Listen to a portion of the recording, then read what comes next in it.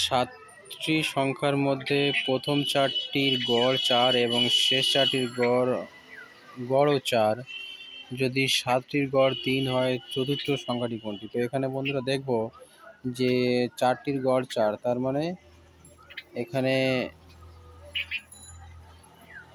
যাব প্রথম চারটির 4 × 4 সমান কত হলো? 16।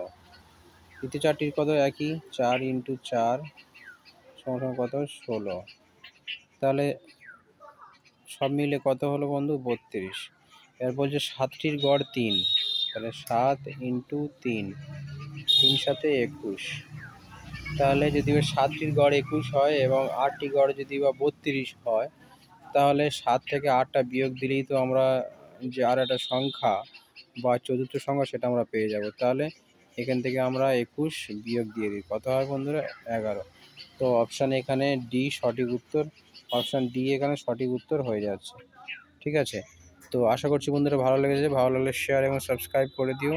থ্যাংক ইউ সো মাচ বন্ধুরা। নেক্সট ভিডিওতে আবার দেখা হচ্ছে।